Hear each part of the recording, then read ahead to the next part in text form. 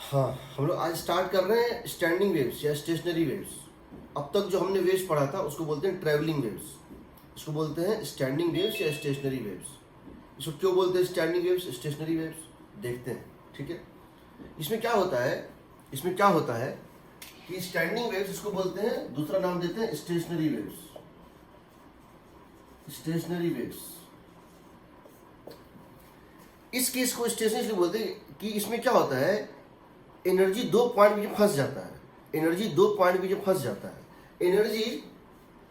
Energy is trapped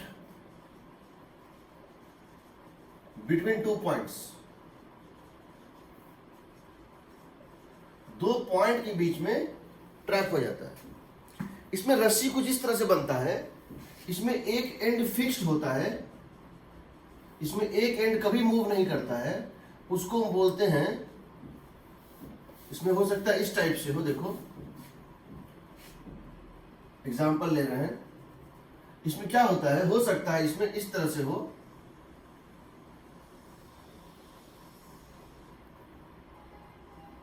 ये दो and fixed होते हैं, ये और ये एंड क्या होते हैं, फिक्स्ड होते हैं। मतलब ये कभी नहीं चलेगा, ये फिक्स्ड है और ये फिक्स्ड है, परमानेंटली फिक्स्ड है, ये कभी उठ चलेगा ही नहीं। ट्रैवलिंग वेव में क्या होता है, हर पार्टिकल कभी न कभी चलता जरूर है, कोई पार्टिकल रेस्ट पे हमेशा नहीं रहता, ये हमेशा रेस्ट पे रहेगा। तो मान लेते हैं t इक्वल टू 0 पर इसका ये शेप था, ये स्टेटस 1 था, ये स्टेटस 1 था, ये इस तरह से रस्सी दिख रहा था। थोड़े टाइम बाद मान लो ये t इक्वल टू 0 पर है, मान लो ये t इक्वल टू 0 पर है। t इक्वल टू कुछ टाइम के बाद, कॉल इट t/8, ये यहां पहुंच जाएगा। रस्सी कुछ ऐसा दिखेगा, कितने टाइम पर, t/8 पर। उसके बाद नेक्स्ट t/8 पर रस्सी स्ट्रेट हो जाएगा, ये रस्सी स्ट्रेट हो जाएगा। उसके नेक्स्ट t/8 पर ये रस्सी यहां पर दिखाई देगा, ये हो गया t/4 पर। फिर ये रस्सी यहां दिखेगा, ये नीचे पहुंच जाएगा और ये रस्सी चला जाएगा ऊपर, ये नीचे, ये चला जाएगा ऊपर। ये कौन से टाइम पे दिखेगा, t/4 प्लस t/8 पर, यानी 3t/8 पर। t/2 टाइम पर और इसमें t/8 ऐड कर दो, ये एकदम नीचे पहुंच जाएगा और ये पहुंच जाएगा ऊपर। यानी पहले ये रस्सी इस तरह से था, कुछ देर बाद ये रस्सी नीचे पहुंचा, हर पार्टिकल नीचे आ रहा है। उसके कुछ देर बाद स्ट्रेट हो जाएगा, उसके कुछ देर बाद ये पार्टिकल नीचे दिखाई देगा, ये दिखाई देगा ऊपर। ये स्टेटस 1 था, ये स्टेटस 2 है, ये स्टेटस 3 है, लाइक दैट। यहां एक गौर करने वाली बात है कि हर पार्टिकल ऐसा लग रहा है एसएचएम कर रहा है, हर पार्टिकल ऐसा लग रहा है कि एसएचएम कर रहा है। ठीक, every particle it seems is doing SHM. ऐसा लगता है कि हर पार्टिकल एसएचएम कर रहा है, लेकिन हर पार्टिकल की, याद रखना, every particle of a string seems to do SHM। Her particle ऐसा लगता है कि SHM कर रहा है, अप डाउन मोशन कर रहा है, ऐसे ऐसे। हर पार्टिकल ऐसा लगता है कि अप डाउन मोशन कर रहा है, यहां से यहां ऐसे करके। ये कोई पार्टिकल नहीं है, अप डाउन मोशन कर रहा है। हर एक पार्टिकल SHM करता है विद सेम टाइम पीरियड, सबकी टाइम पीरियड सेम है, विद सेम टाइम पीरियड। कैसे, जितने देर में ये एक साइकिल कंप्लीट करेगा, ये पार्टिकल यहां से यहां फिर वापस यहां, उतने में ये पार्टिकल भी कंप्लीट करेगा। देखो ये पार्टिकल यहां से यहां जाएगा, टॉप मोस्ट से बॉटम मोस्ट, फिर टॉप मोस्ट, उतने देर में ये टॉप मोस्ट से बॉटम मोस्ट और टॉप मोस्ट। तो हर पार्टिकल का टाइम पीरियड सेम होगा, हर पार्टिकल का टाइम पीरियड सेम होगा, लेकिन एम्पलीट्यूड अलग अलग होगा। But amplitude is different, but amplitudes are different. देखो इस पार्टिकल का एम्पलीट्यूड सबसे बड़ा है, इस पार्टिकल का एम्पलीट्यूड सबसे बड़ा है, इस पार्टिकल का एम्पलीट्यूड सबसे बड़ा है, ये यहां मैक्सिमम, यहां ये इसका एम्पलीट्यूड है, ये इसका मैक्सिमम एम्पलीट्यूड है। इसका जो है इस पार्टिकल का मैक्सिमम एम्पलीट्यूड थोड़ा कम है, a max by 2 है, हो सकता है। इस पार्टिकल का एम्पलीट्यूड सबसे ज्यादा है, भले टाइम पीरियड सेम है, एम्पलीट्यूड इस पॉइंट का सबसे ज्यादा है, और इस पॉइंट का एम्पलीट्यूड 0 है, इस पॉइंट का एम्पलीट्यूड 0 है। जिस पॉइंट का एम्पलीट्यूड 0 होता है, जिस पॉइंट पे एसएचएम का एम्पलीट्यूड 0 होता है, वो कभी नहीं चलता है, उसको बोलते हैं नोड, उसको बोलते हैं नोड। और जिस पॉइंट का एम्पलीट्यूड सबसे ज्यादा होता है, जो सबसे ज्यादा अप डाउन स्विंग करता है, उस पॉइंट बोलते हैं एंटी नोड, एंटाई नोड, ठीक है। सो हम ये कहते हैं कि different but their amplitudes are different. Points having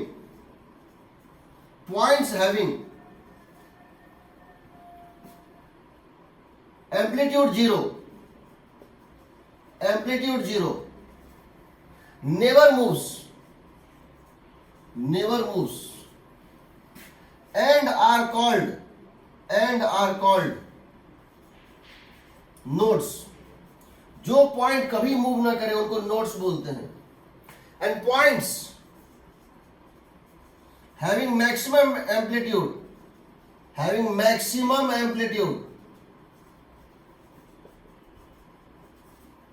are called antinodes. यानी ये नोड है, ये नोड है, ये नोड है, ये नोड है, ये पॉइंट नोड, ये पॉइंट नोड, ये पॉइंट नोड, ये पॉइंट नोड, ये एंटी नोड, ये एंटी नोड, और ये पॉइंट है एंटी नोड, ठीक। बिकॉज ये नोड होता है, इसके क्रॉस एनर्जी ट्रांसफर नहीं हो पाता, भले ये बंधा हुआ नहीं है, ये दोनों तो दीवार से बंधा हुआ है, ये बंधा हुआ नहीं है, बट ऐसा ये बिहेव कर रहा है, ये भी बंधा हुआ है, ऐसा ये बिहेव कर रहा है, ये भी बंधा हुआ है।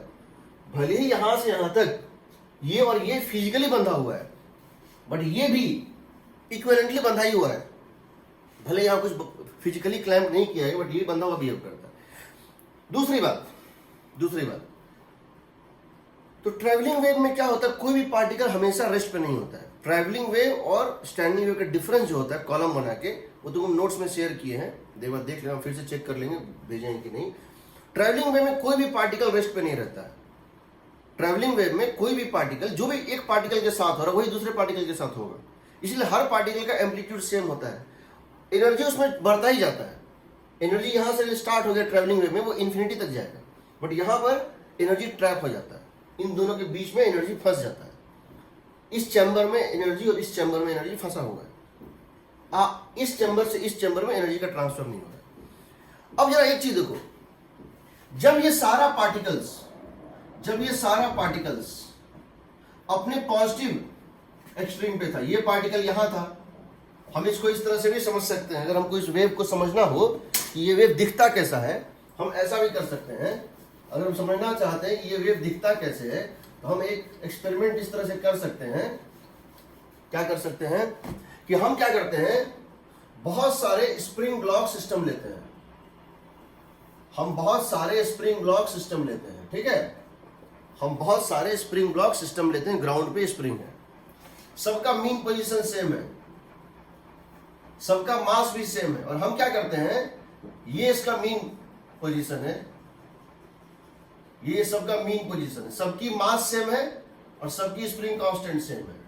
इसको हम क्या करते हैं, ऐसे थोड़ा ऊपर खींच लेते हैं, कितने डिस्टेंस से, मान लो 1 सेंटीमीटर से, इसको ऊपर खींच लेते हैं, कितने से, 2 सेंटीमीटर से, मीन पोजीशन के ऊपर इसको खींच लेते हैं 2 सेंटीमीटर से, मीन पोजीशन के ऊपर इसको खींच लेते हैं 1 सेंटीमीटर से, इसको मीन पोजीशन पे ही पकड़े हुए हैं, इसको मीन पोजीशन से नीचे दबा देते हैं, कितने से, 1 सेंटीमीटर से, इसको मीन पोजीशन से नीचे दबा देते हैं, कितने से, 2 सेंटीमीटर से, इसको मीन पोजीशन से नीचे दबा देते हैं 1 सेंटीमीटर से, और सबको एक साथ छोड़ देते हैं, सबको एक साथ छोड़ देते हैं।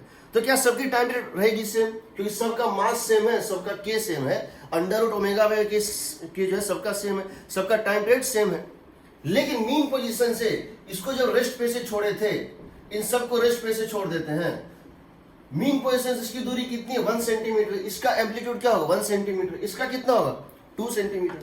तो t इक्वल टू 0 पे अगर हम इन सबको ज्वाइन करेंगे तो ऐसा दिखेगा, t इक्वल टू 0 पे इन सबको ज्वाइन करेंगे इस तरह से दिखेगा।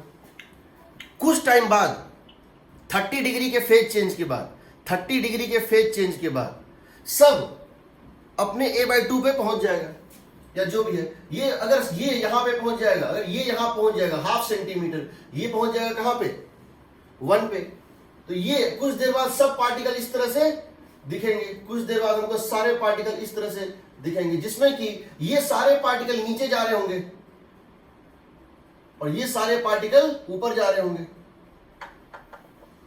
ये सारे पार्टिकल, क्योंकि हमने इसको अपर एक्सट्रीम पे छोड़ दिया था, ये नीचे आ रहा है, इसको लोअर एक्सट्रीम पे छोड़ा, सब ऊपर जा रहा है। तो किसी पॉइंट पे इसकी स्पीड ज्यादा होगी। क्यों ज्यादा होगी? क्योंकि इसका कंप्रेशन ज्यादा है। जब ये स्ट्रेट होगा, एक पॉइंट पे सब स्ट्रेट हो जाएगा, यानी सब अपने अपने मीन पोजीशन पे पहुंच जाएगा। ये सारे ब्लॉक्स अपने अपने मीन पोजीशन पे पहुंच जाएंगे। जब ये मीन पोजीशन पे पहुंच जाएंगे तो ये पार्टिकल नीचे जा रहा होगा वेलोसिटी v से, और ये पार्टिकल ऊपर जा रहा है वेलोसिटी v से। जो यहां पार्टिकल है उसकी वेलोसिटी क्या होगी ओमेगा इंटू ए। मैक्सिमम वेलोसिटी क्या होती है मीन पोजीशन पे ओमेगा इंटू ए। ओमेगा सबका सेम है, बट एम्पलीट्यूड इसका ज्यादा है, इसका स्पीड ज्यादा होगा। इस पॉइंट का स्पीड सबसे ज्यादा होगा, इस पॉइंट का स्पीड सबसे ज्यादा होगा, इसका स्पीड उससे कम होगा, इससे कम होगा, और इसका तो स्पीड ही नहीं होगा। इसको तो तुमने मीन पोजीशन पे ही छोड़ा था, ये तो कभी चलेगा ही नहीं। तो ऐसा दिखेगा, तो ऐसा ही लगता है हर पार्टिकल एसएचएम कर रहा है, लेकिन सबकी एम्पलीट्यूड अलग अलग है, ओमेगा सबकी सेम। एक बात और, ये सारे पार्टिकल जो यहां से यहां तक है एक साथ अपने पॉजिटिव एक्सट्रीम पे है। जब ये पार्टिकल अपने पॉजिटिव अपने टॉप मोस्ट पॉइंट पे है, तो ये पार्टिकल भी अपने टॉप मोस्ट पॉइंट पे है, और ये पार्टिकल भी अपने टॉप मोस्ट पॉइंट पे है, यानी सब का सब सेम फेज में है, सबका सब। लेकिन जब ये अपने टॉप मोस्ट पॉइंट पे है, तो ये सारे पार्टिकल अपने बॉटम मोस्ट पॉइंट पे है। जब ये सारे पार्टिकल अपने अपने मीन पोजीशन पे पहुंचेंगे नीचे जाते हुए, उस समय ये सारे पार्टिकल यहां से यहां अपने मीन पोजीशन पहुंचेंगे ऊपर जाते हुए। इसका मतलब अगर इसका फेज 0 है, और हम कह रहे हैं, अगर हम इसका फेज कह रहे हैं 5, इन सब का फेज होगा 5, इन सारे एसएचएम का फेज सेम होगा। यहां से यहां तक, यहां से लेकर यहां तक जितने भी पार्टिकल हैं सब सेम फेज में होते हैं, एक नोड से दूसरे नोड, यहां से यहां तक। अगर इसकी फेज 5 है तो सबकी फेज 5 होगी। क्यों होगी? क्योंकि सब एक साथ अपने पॉजिटिव एक्सट्रीम पहुंच रहे हैं, सब एक साथ अपने नेगेटिव एक्सट्रीम पहुंच रहे हैं, सब एक साथ मीन पोजीशन को एक ही डायरेक्शन में क्रॉस कर रहे हैं। लेकिन ये अगर 5 होगा तो इस पूरे का 5 प्लस डी पाई होगा। क्यों होगा? अगर इसका फेज 5 है जो भी, इससे ये पाई फेज अलग है। ये पूरा भी, ये सारे पार्टिकल भी इक्वी फेज हैं, लेकिन इस चैम्बर का कोई भी पार्टिकल सेम फेज में, इस चैम्बर का कोई भी पार्टिकल सेम फेज में, लेकिन इस चैम्बर के कंपैरिजन में इसमें पाई का फेज डिफरेंस होता है। क्यों? क्योंकि जब ये अपने पॉजिटिव एक्सट्रीम पे होगा, ये अपने नेगेटिव एक्सट्रीम पे होगा। जब ये मीन पोजीशन को पार करेगा डाउनवर्ड, ये मीन पोजीशन को पार करेगा अपवर्ड। यानी यहां जो भी चीज है उसका नेगेटिव यहां है, यहां जो भी हो रहा है उसका नेगेटिव यहां हो रहा है। इसका मतलब क्या है? नेगेटिव मतलब क्या होता है? साइन या कॉस नेगेटिव कब होता है? उसमें पाई जोड़ते हैं। यानी all the points with in between two nodes. उसी तरह ये हो गया 5, ये हो गया 5 प्लस पाई, ये कितना आ जाएगा 5 प्लस 2 पाई। यानी ये और ये सेम फेज में कहलाएगा। क्यों कहलाएगा सेम फेज में? 5 और 5 प्लस 2 पाई मतलब 5 ही होता है। 2 पाई का चेंज मतलब नो चेंज। तो कहने का मतलब है, यहां एक पॉइंट है, क्या है? All points of string lying between two nodes are in same phase। दो नोड के बीच में जितने भी पार्टिकल हैं सब सेम फेज में होते हैं, सबका फेज सेम होता है, but same phase, but there is a phase difference, there is a phase difference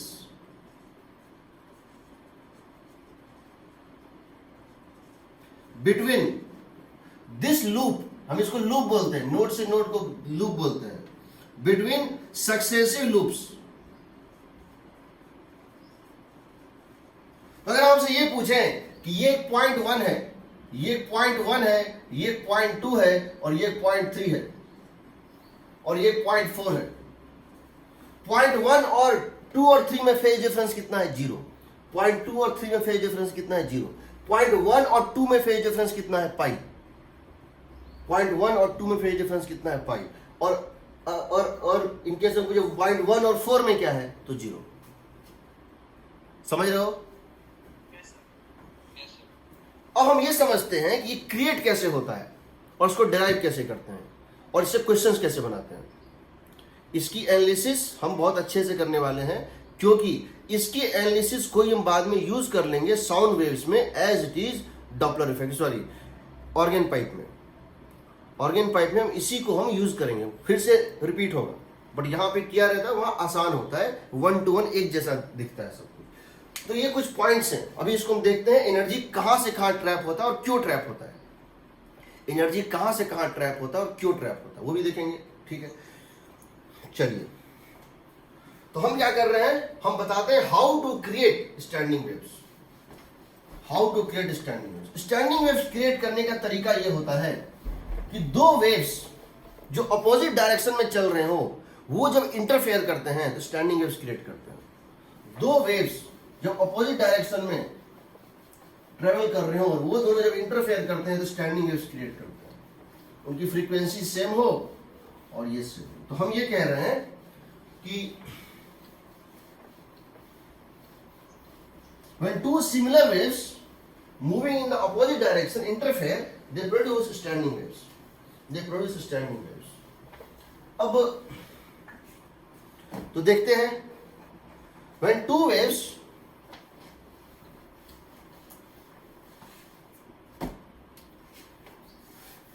when two similar waves moving in opposite direction interfere, they create standing waves. Standing waves का बहुत importance है modern physics में। Standing waves का बहुत importance है हमारे quantum mechanics में, कि जो आप वो पढ़ते हैं, ऑर्बिटल पढ़ते हैं, एंटी वो पढ़ते हैं, ऑर्बिटल मॉलिक्यूल्स पढ़ते हैं, वो सब स्टैंडिंग वेव्स होता है, डी ब्रोगली वेव्स का। उसका एक अपना इंपॉर्टेंस है और आईटी के बहुत ही फेवरेट टॉपिक भी है, ठीक है। सो देखते हैं स्टैंडिंग वेव्स में क्या समझना चाहते हैं। So standing waves are formed. Standing waves को स्टेशनरी वेव्स भी बोलते हैं। स्टैंडिंग वेव्स को कुछ जगह पे स्टेशनरी वेव्स भी बोलते हैं, तो कोई फर्क नहीं है दोनों में, ठीक है। अच्छा, ये वेव इक्वेशन क्यों होता है, पहले देखो इसको।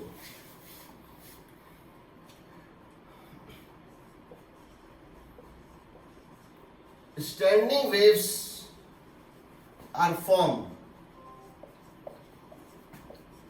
by the superposition of two waves, two identical waves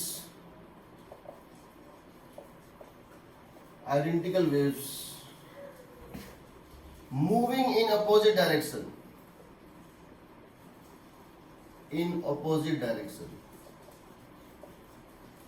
तो मान लीजिए एक वेव है y1 जिसकी इक्वेशन है a sin kx minus omega T. ये वेव कहां जा रहा है? This wave is going in the right direction. ये ऐसा वेव जो राइट डायरेक्शन में जा रहा है, क्योंकि यह माइनस है, ये प्लस और ये माइनस है, तो ये राइट जा रहा है। This is moving in the travelling in the positive direction of x axis. दूसरा है y2। अभी एम्पलीट्यूड सेम ले रहे हैं, बाद देखेंगे एम्पलीट्यूड सेम नहीं होगा तो क्या हो, kx plus omega t plus delta, ठीक है। ये दो वेव्स हैं, तो हमने क्या रखा है, दोनों वेव का फ्रीक्वेंसी सेम है, के सेम है, मैग्नीट्यूड में एम्पलीट्यूड सेम है। अगर ये दोनों इंटरफेयर करेंगे तो सिंपल हम जानते हैं दोनों एक वेक्टर है, फेजर है, दोनों को जोड़ दो तो y हो जाएगा y1 plus y2, net y हो जाएगा y1 प्लस y2। तो ये हो जाएगा, बताओ इन दोनों को कॉमन कर दो, a ले लो कॉमन, हो जाएगा 2 sine a plus b by 2 cos b minus a by 2। तो कितना हो जाएगा? हो जाएगा ना,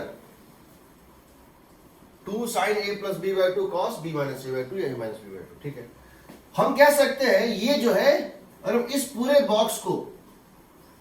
बॉक्स को मान लें a dash as function of x, अगर हम इस पूरे बॉक्स को मान लें a dash as function of x, इस पूरे बॉक्स को हम कह दें this is something as function, क्योंकि ये फंक्शन ऑफ x है, into cos of omega t plus delta by 2। ये बताइए, ये तो एसएचएम का इक्वेशन है, यहां सिर्फ ओमेगा टी है, ये एसएचएम का है इक्वेशन, एसएचएम का इक्वेशन। तो अगर ये एसएचएम का इक्वेशन है, बस फर्क इतना है कि अगर ये ए होता और ये फिक्स ए होता, कांस्टेंट ए होता, लिखते A cos omega t plus delta, ये क्या होता है, तो सिंपल एसएचएम होता। बट ये एसएचएम है, but where this in SHM having amplitude function of x, हर पॉइंट पे अलग अलग, इसका एम्पलीट्यूड हर पॉइंट पे कांस्टेंट नहीं है, इसका एम्पलीट्यूड फंक्शन ऑफ एक्स है, बट है तो ये एसएचएम ही, SHM having the amplitude function of x. सही है ना?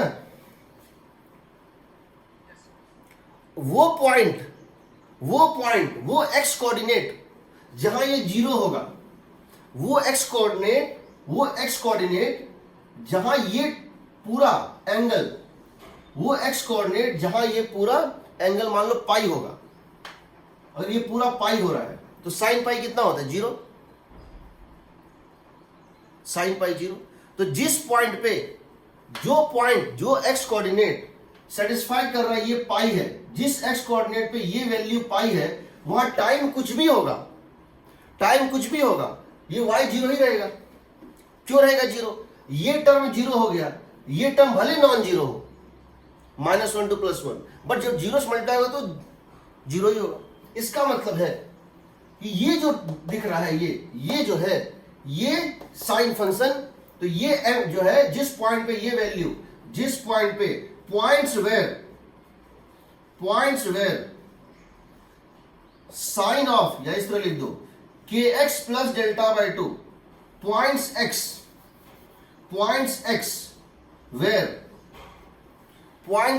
वो x कोऑर्डिनेट जहां पे sine of kx plus lambda delta by 2 कितना होगा, 0, यानी kx प्लस डेल्टा बाई 2 किसके इक्वल हो जाएगा, n पाई, मल्टीपल ऑफ पाई, 0 हो, पाई हो, 2 पाई हो, 3 पाई हो, उस पॉइंट पे किसी भी टाइम पर ये मूव नहीं करेगा। y 0 एट ऑल टाइम होगा ना, ऐसे पॉइंट्स को बोलते हैं नोड्स, वहां पे एम्पलीट्यूड ही 0 है, तो चलेगा क्या। दूसरी बात, points where this is plus या -1, points x where kx plus delta by 2, या इसको इस तरह लिखो sine kx plus delta by 2, sine kx plus delta by 2 is plus और -1, क्योंकि इसके मॉड को बोलते हैं एम्पलीट्यूड, प्लस या -1, उस पॉइंट पे, यानी kx plus delta by 2 is equal to n plus half पाई,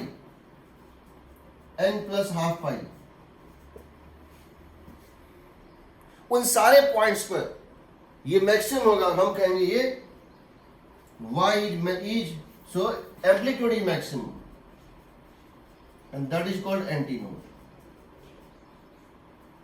हाँ दे बताओ सर, एक बार वापस रिपीट कर दिए, y1 प्लस y2 से थोड़ा समझ नहीं आ रहा। ठीक है, हम इसको वैसे डिराइव जो है करके दिखाएंगे, तो हम खाली उसका प्रोसेस बता रहे हैं, हम इसको डिराइव कर रहे हैं। तो समझो, पहली बात ये समझो, ये वेव कैसे क्रिएट होता है, दो अपोजिट मूविंग हमको वेव चाहिए, जिनकी एम्पलीट्यूड सेम हो तो बेटर है, अगर सेम नहीं होगा तो क्या हो, मैं तुम्हें बताऊंगा बाद में, सेम हो तो बेटर है। एक राइट चल रहा है, एक लेफ्ट चल रहा हो, ठीक। इसको क्रिएट कैसे करेंगे, इसको हम डिराइव कैसे करेंगे, ठीक। पहले देखो, हम इसको अभी पूरा करने वाले हैं, अभी तो बस खाली बता रहे हैं कि ऐसा होता है, अगर ये दोनों इंटरफेयर करेंगे तो कुछ तुमको इस टाइप से आएगा, एक साइन फंक्शन, एक आएगा साइन या कॉस, उसमें सिर्फ x होगा, और एक साइन या कॉस जिसमें सिर्फ t होगा, एक में सिर्फ x होगा और एक t होगा, एक x का फंक्शन एक t का फंक्शन मल्टीप्लाई हो रहा है। जो x का फंक्शन है उसको अगर हम एम्पलीट्यूड में मिला दें तो जो t का फंक्शन है वो सिर्फ SHM है। ये SHM ही है जिसका एम्पलीट्यूड फंक्शन ऑफ x है। ठीक, अब हम जानना चाहते हैं इसको कैसे करेंगे। देखो इसके 3 डेरिवेशन है, इसके 3 डेरिवेशन हम किसी भी तरह से कर सकते हैं। हम तीनों को सीखते हैं, सीखने में कोई दिक्कत नहीं। ठीक है, तो हम क्या कह रहे हैं, हम स्टैंडिंग वेव क्रिएट करना चाहते हैं, हम स्टैंडिंग वेव क्रिएट करना चाहते हैं।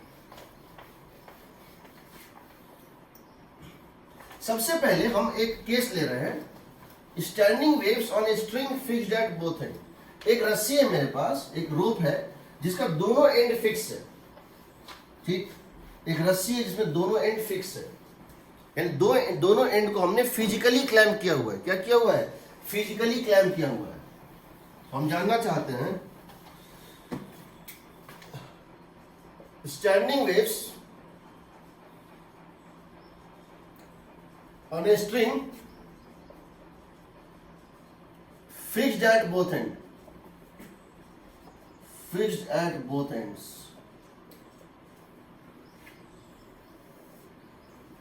Standing waves on a string fixed at both and, इसका मतलब क्या हुआ?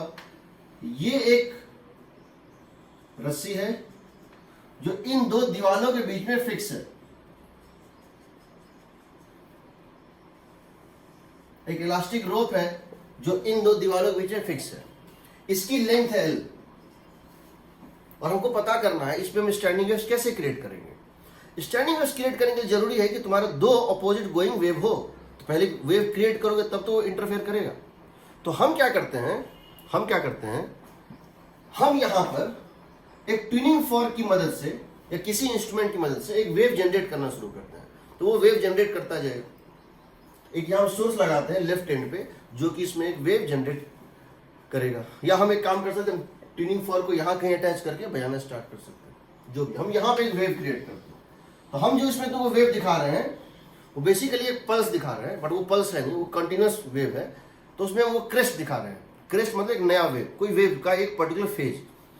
तो मान लो t इक्वल टू 0 पर मैंने एक वेव यहां क्रिएट किया। हमने क्या किया? At t equal to 0 a wave is created. At t equal to 0 a wave is created. ये वेव किस स्पीड से जा रहा है? v स्पीड से। v क्या है? v है under root tension by mass per unit length. v क्या है? Under root tension by mass per unit. ये है वेव की स्पीड। ये जाएगा, ये ट्रेवल करेगा। जब ये ट्रेवल करेगा, जब यहां पे पहुंचेगा तो फिर यहां पे क्या होगा? रिफ्लेक्ट करेगा, रिफ्लेक्ट करेगा। इस एंड पे पहुंच के क्या करेगा? रिफ्लेक्ट करेगा। तो रिफ्लेक्ट करेगा तो क्या ये इन्वर्ट हो जाएगा, उलट जाएगा। जब ये यहां पहुंचेगा, जब ये पल्स यहां पहुंचेगा और यहां से रिफ्लेक्ट बैक करेगा, क्या ये उलट जाएगा? उलट जाएगा, उलट जाएगा, उलट गया। फिर ये पीछे आएगा, बिकॉज ये एंड फिर से फिक्स है। ये पहला रिफ्लेक्शन करेगा, ये पहला रिफ्लेक्शन करेगा। सो पहला तुम्हारा इवेंट क्या था कि तुमने वेव को क्रिएट किया। दूसरा क्या हुआ? Reflected from fixed and, it is reflected from fixed and. और ये टकराने के पहले इस तरह से था, टकराएगा तो उलट जाएगा। फिर ये आएगा यहां और फिर ये दोबारा यहां पर आकर ये रिफ्लेक्शन करेगा ना, और फिर ये पलट जाएगा और फिर ये पलट जाएगा। तीसरा इवेंट क्या होगा? Again reflected. तो समझो t इक्वल टू 0 पर इसका जन्म हुआ, ऐसे गया। t इक्वल टू t पर कहीं यहां पहुंचा, टकराते ही पलट जाएगा क्योंकि ये फिक्स्ड एंड है। फिर वापस आएगा और फिर यहां पर फिर टकराएगा और फिर ऐसे टकराया, फिर ये पलट जाएगा। हम चाहते हैं कि जब ये दो बार टकरा के यहां पर, तभी हम इसके ऊपर दूसरा वेव चढ़ा दें। हम क्या चाहते हैं कि जब ये दो रिफ्लेक्शन कर लिया तभी इसके ऊपर हम दूसरा वेव भी चढ़ा दें ताकि दोनों वेव में कंस्ट्रक्टिव इंटरफेरेंस हो जाए। हम चाहते हैं twice reflected wave should be overlapped with a new wave so that their amplitude become double. तो हम ये चाहते हैं, we want that this twice reflected wave should overlap का मतलब है constructive interference should overlap with new wave created by the source. इसका मतलब है जो ट्वाइस रिफ्लेक्टेड पुराना वेव था वो इस तरह है और इसके ऊपर एक नया वेव इस तरह से आ जाए ताकि दोनों मिलके ऐसा वेव बन जाए। हम ये चाहते हैं कि ट्वाइस रिफ्लेक्टेड वेव, ये है twice reflected wave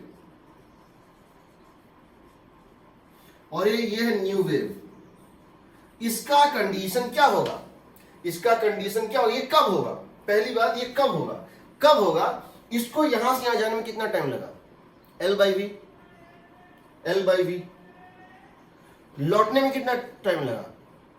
L by v. तो कितने टाइम में ये लौट के 2L बाई वी होगा ना? इसको कितना टाइम लगा? जन्म से लेके और दो रिफ्लेक्शन होने के बाद सेम स्टेटस में पहुंचने में, जन्म से लेकर जब इसका जन्म हुआ था और फिर ये इसी स्टेटस में पहुंच गया, कितना टाइम लगा? 2L बाई वी लगा ना?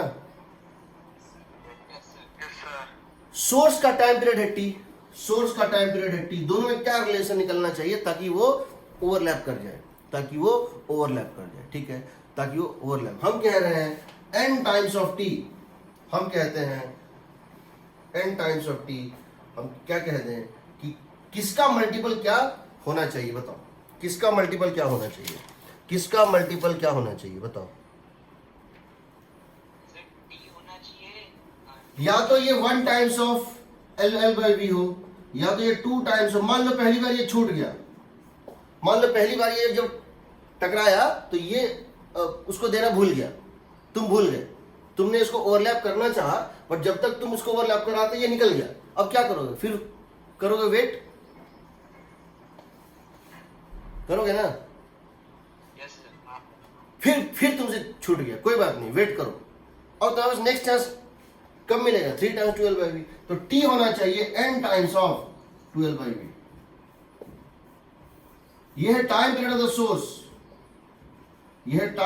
सोर्स। अगर तुम चाहते हो कि तुम ऐसा कंस्ट्रक्टिव इंटरफेरेंस करा के इसकी एनर्जी को बढ़ा सको, इसकी एम्पलीट्यूड को बढ़ा सको, तो तुमको अपना टाइम पीरियड इसके मल्टीपल के तौर पे सोर्स का रखना पड़ेगा। अगर हम इसको कहें, इसको हम क्या बोलते हैं? अब इसको मगर यानी कि time period is quantized, multiple of 2L by v. Time period source का क्वांटाइज्ड है, या तो 2L बाई वी हो तब भी स्टैंडिंग, तब भी तुम ऐसा वेव क्रिएट कर सकते हो, एनहांस्ड वेव, या फिर 4L बाई वी हो या 6L बाई वी हो। बट अगर ये 3 times of L by v है तो वो एनहांस नहीं करेगा, कभी ऐसे करेगा, एक बार इस तरह करेगा और दूसरी बार इस तरह हो जाएगा। अगर ये 3 होता, अगर ये मल्टीपल है तभी ये एक के ऊपर एक चढ़ता जाएगा, हर साइकिल के बाद एक के ऊपर एक चढ़ता जाएगा। हम अगर इसको दूसरे टर्म में लिखना चाहें, फ्रीक्वेंसी के टर्म में, तो क्या हम v को लिख सकते हैं या t को क्या लिख सकते हैं? टाइम पीरियड क्या होता है बताओ? ये तो हो गया टाइम पीरियड के टर्म में। दूसरा इसको हम लिख सकते हैं t को क्या? t होता है वेलोसिटी इंटू लैम्डा, यही ना? या इसको लिख दो 1 by frequency. 1 by frequency is equal to n times of, 1 by frequency is equal to n times of, यही ना? यह काम करते हैं, हाँ ठीक तो है। तो ठीक है, काम करते हैं, इसको कर देते हैं n इंटू, या हाँ L इज इक्वल टू क्या हो जाएगा? L इज इक्वल टू क्या हो जाएगा बताओ? L इज इक्वल टू हो जाएगा n, अच्छा कुछ गलती कर रहे हैं क्या हम लोग? एक मिनट, ठीक है, इसको लग गया L बाई वी जाना, L बाई वी आना, 2L बाई वी, इसको लग गया 2L बाई वी टाइम, इसकी टाइम पीरियड है T। तो होनी क्या चाहिए, होनी क्या चाहिए, लेंथ आता है n लैम्डा बाई 2, लेंथ आता है n lambda by 2, n lambda by 2, हाँ n लैम्डा बाई 2 आता है, लेंथ आता है n लैम्डा बाई 2, तो ठीक तो है। हाँ तो इसका होना चाहिए क्या मल्टीपल, या उसका होना चाहिए, सर उसका ही होगा ना। इसका ही होगा ना, हाँ ठीक है। तो टाइम पीरियड होना चाहिए n टाइम्स ऑफ दिस, ठीक है, तो n times of this, time period होना चाहिए n times of it, time period होता है 1 बाई फ्रीक्वेंसी, यहां से आ जाएगा lambda is equal to n times of v into t, क्या होता है lambda, lambda is equal to n times of 12, ठीक है ना। हाँ सर। नहीं लेकिन तब तो केस अलग आ रहा है, रुको, n इज इक्वल टू होता है n लैम्डा बाई 2, डायग्रामेटिकली भी देखेंगे इसको, हम 3 मेथड से देखते हैं। अगर हम इसको इस तरह से जाते हैं तो L इक्वल टू हो गया n टाइम्स ऑफ लैम्डा, का मतलब हो गया velocity by frequency times of 2, यानी कि frequency n times of v by 2l। तो हम ये कह सकते हैं 2l by v, 2l by v equal to n times of time period, ये आना चाहिए। ये कैसे हो गया, देखो 2l बाई v तो ठीक है, 2l बाई v तो ठीक है, इसको टाइम लगेगा, ठीक है, ठीक है, एक 12 बाई 20 को टाइम लगेगा, बस दोनों पॉसिबल है, लेकिन हाँ ठीक है, ये 12 बाई 20 को टाइम लगा।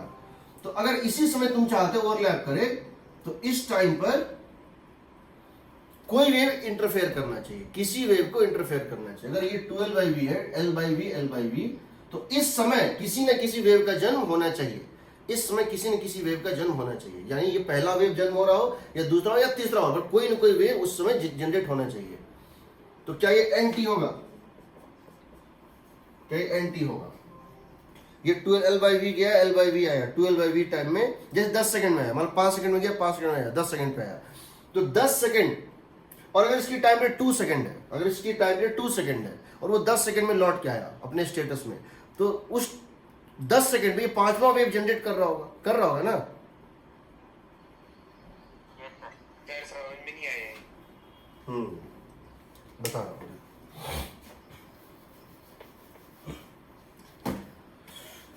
होगा क्या कि एक समय तुम ये देखोगे कि तुम्हारे पल्सेस कुछ इस टाइप से हैं,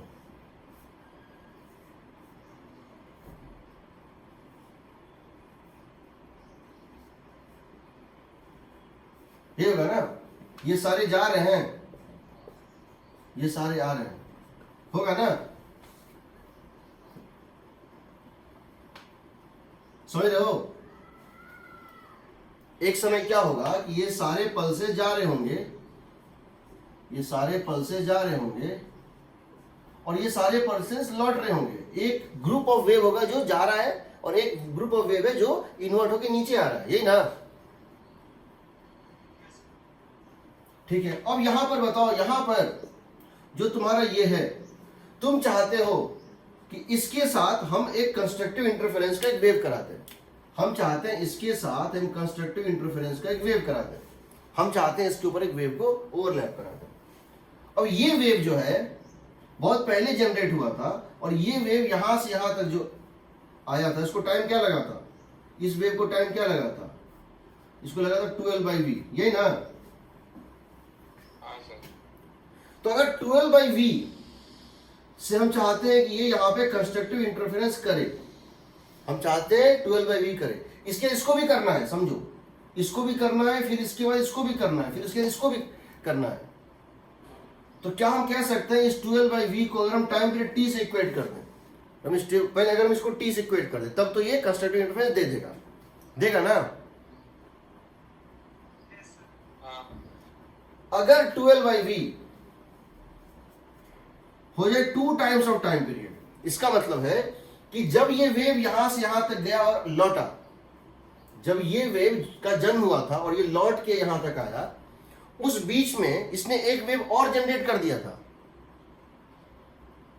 तो ये 2t है, 12 बाई वी क्या है, 2t है, यानी l बाई वी पे इसने एक वेव किया था जनरेट, वही ये है ना वेव। ये वेव कौन सा है, जब अगर ये हो जाएगा 12 वेव, तो एक ही पल्स रहेगा। कहने का मतलब है मैं पल्स क्रिएट कर रहा हूं, बता रहा हूं, मैं पल्स क्रिएट कर रहा हूं इस तरह से, हर 0.1 सेकेंड पे, मैं हर 0.1 सेकेंड पे एक पल्स क्रिएट कर रहा हूं, ठीक है। और इस वेव को वापस आने में, जो पहला वेव मैंने क्रिएट किया था उसको वापस आके फर्स्ट वेव को यहां तक पहुंच के वापस आने में टाइम लगता है 1 सेकेंड। तो क्या इसके ऊपर मेरा कोई वेव ओवरलैप करेगा कि नहीं करेगा, सो बताओ।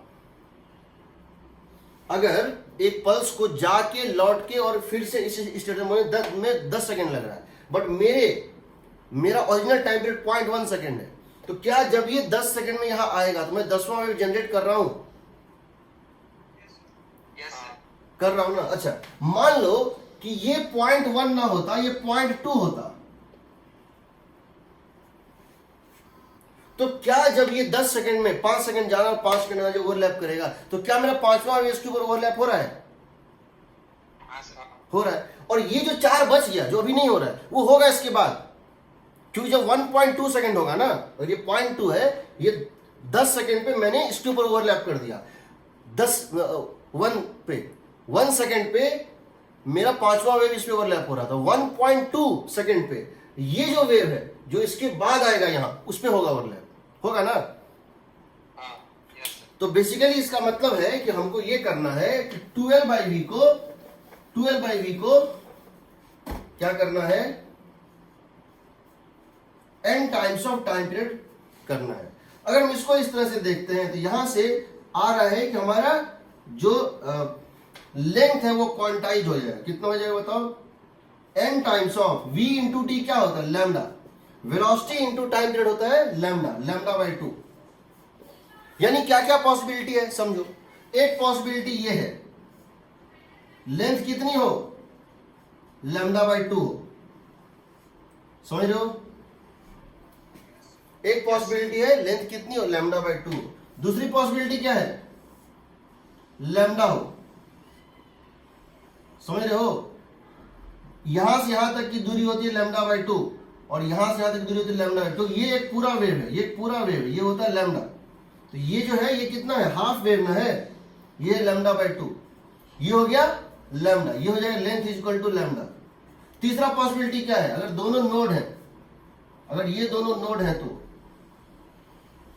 नोड तो बनना ही है ना, क्योंकि ये दोनों तो पॉइंट फिक्स्ड है ना, इनको तो चलना ही नहीं है।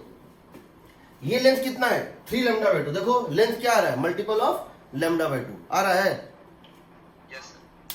चलो इसको करने का दूसरा तरीका, 4 तरीके हैं, चारों से सेम चीज आता है, ठीक। तरीका नहीं पूछता है, आपको जो तरीका सही लगे उससे आप जल्दी कैच करके क्वेश्चन बनाइएगा, ठीक है। तो n लैम्डा/2। दूसरा ये है, हम तुमको बताए थे कि जब किसी डेंसर मीडियम से किसी वेव का रिफ्लेक्शन होता है तो फेज चेंज क्या होता है? पाई होता है ना। हाँ हाँ। तो ये बताओ, हम चाहते हैं कि जो मेरा नया वेव है और जो पुराना वेव है उनमें कंस्ट्रक्टिव इंटरफेरेंस हो। हम चाहते हैं नया वेव जो आज अभी जनरेट हो रहा है और जो वेव पुराना जनरेट हुआ था, जो पूरा साइकिल कंप्लीट करके अभी आया है, दोनों में कंस्ट्रक्टिव इंटरफेरेंस हो। तो ये बताओ, हम ये जानना चाहते हैं, हम इसको दूसरे मेथड से कर रहे हैं। वो क्या है? What is the phase difference और path difference between twice reflected wave and the new wave. तो हम कह रहे हैं फेज ऑफ न्यू वेव, नया वेव अभी जो जन्म हो रहा है इज 0, या इसको एक काम करो, हाँ, या पाथ ट्रेवल्ड बाय, चलो ठीक है, हाँ, path travelled by new wave is 0। New wave का तभी जन्म ही हुआ है, न्यू वेव का तभी जन्म ही हुआ है, वो तभी 0 है, उसका एज 0 है, वो सब कुछ 0 है। पुराना वेव जो था वो क्या क्या कर चुका है जरा देखो। ओल्ड वेव का मतलब है जो वेव ट्वाइस रिफ्लेक्टेड हो चुका है, ट्वाइस रिफ्लेक्टेड वेव, उसका जन्म हुआ 0 पे था, यहां से यहां तक की दूरी इसने तय की। कितनी दूरी तय की? L/v किया। पाथ लेंथ इसने कितना तय किया? L by V किया। यस सर, यहां इसमें एक सडन फेज चेंज ऑफ पाई हुआ। क्यों हुआ? क्योंकि डेंसर मीडियम से टकराया, उलट गया। फेज चेंज ऑफ पाई, पाई में एंगल का चेंज चाहिए तो डिस्टेंस कितना चलना पड़ता है? Lambda by 2। तुम जानते हो जब कोई वेव लैम्डा डिस्टेंस चलता है तो 2 पाई का फेज चेंज होता है। एक साइकिल का मतलब क्या है? एक साइकिल का मतलब क्या है? एक साइकिल का मतलब क्या है? 2 पाई है ना। हाँ सर, लैम्डा डिस्टेंस में इतना। तो अगर तुमको पाई का फेज चेंज चाहिए तो लैम्डा बाई 2 इसको एक्स्ट्रा चलाना पड़ेगा। यहां से टकराना, यहां से टकराना, यहां से इसका टकराना लैम्डा बाई 2 के फेज चेंज के, पाथ चेंज के इक्विवेलेंट है। क्योंकि अगर कोई साइन वेव को माइनस साइन बनना है, सोचो किसी साइन वेव को अगर माइनस साइन बनना है तो क्या करोगे? इस साइन वेव को माइनस साइन कैसे बनाओगे? सर पाई का फेज डिफरेंशिएट। तुम इसको लेफ्ट या राइट पाई से खींच दोगे, यही ना। यस सर, तो ये चलता, अगर ये वेव चलता रहता तो लैम्डा बाई 2 डिस्टेंस चलने के बाद जो इसका इक्वेशन होता वो तुमको सडनली मिल गया कोलिजन के कारण। तो यहां पे ये लैम्डा बाई 2, ये लैम्डा बाई 2 क्यों है? समझो, ये impulsive sudden phase change due to reflection at the fixed end. यहां इसने रिफ्लेक्शन किया, रिफ्लेक्शन के जस्ट पहले इसका जो भी फेज था उसमें रिफ्लेक्शन के जस्ट बाद, वैसे तो टाइम लगता है। देखो जब हम लिखते हैं ओमेगा डेल्टा टी फेज का चेंज या के delta x, omega delta T में टाइम चाहिए, के डेल्टा एक्स में डिस्टेंस चाहिए।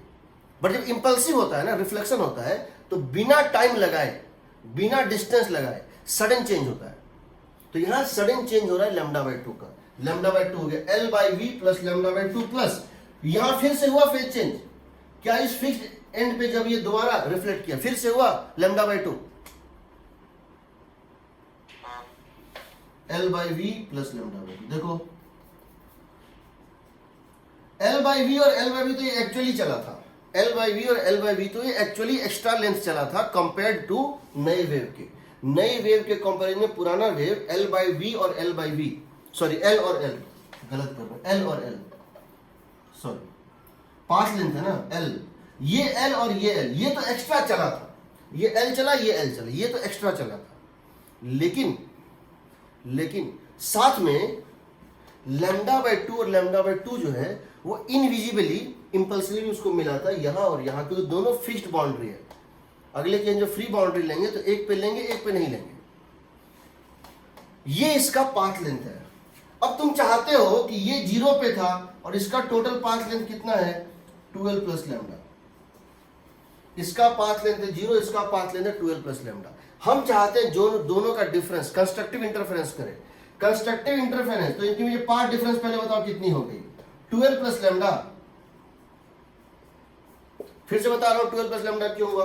L चला, लैम्डा बाई 2 सफर किया, फिर L चला, फिर लैम्डा बाई 2 सफर किया, तो 12 प्लस लैम्डा।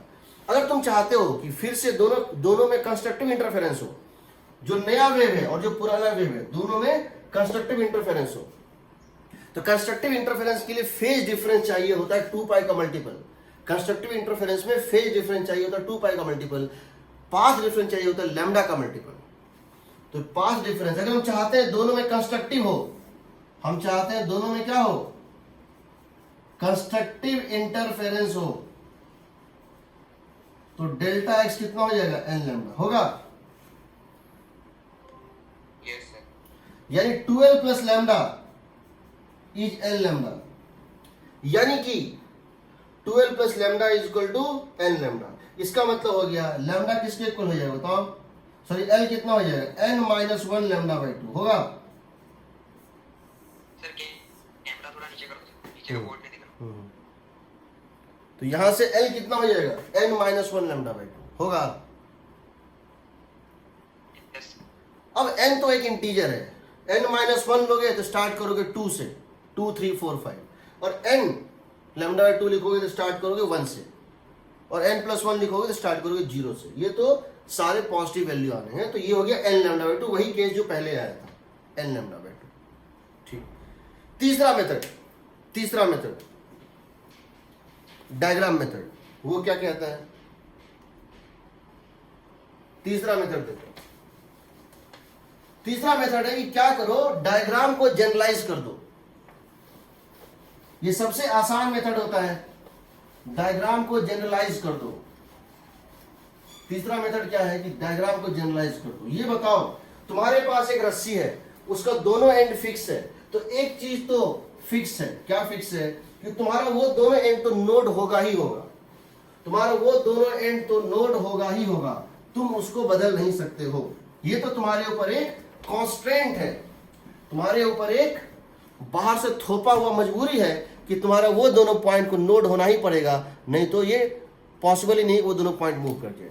अगर तुम्हारा तीसरा मेथड है डायग्रामेटिक मेथड,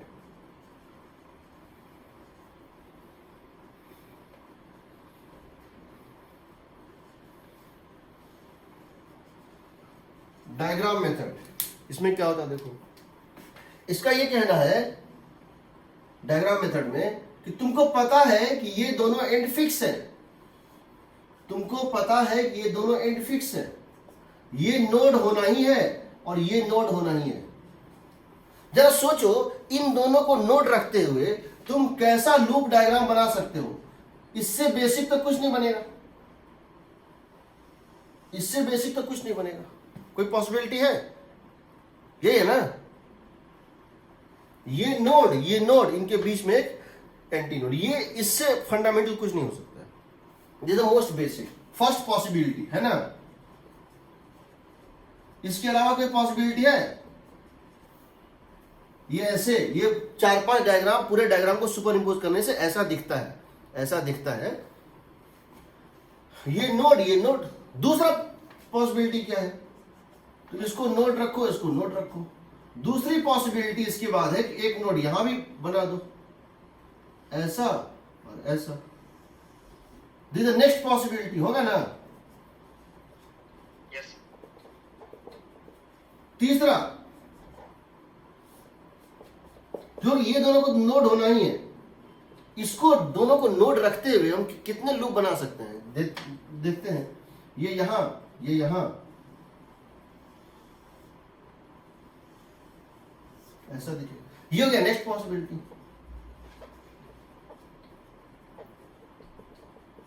हम बहुत सारे केसेस में डायग्राम से क्वेश्चन बनाते हैं, जब हम ज्वाइंट्स को बोलता है नोड बनाना है, ज्वाइंट जो है दो वायर का ज्वाइंट, उसको रखना है नोड या कुछ इस टाइप का। अब बताओ, यहां लेंथ क्या है? ये पूरे अगर वेव को ड्रॉ करोगे तो पूरा वेव अगर होता, ये लेंथ किसके इक्वल है? λ/2 के इक्वल है।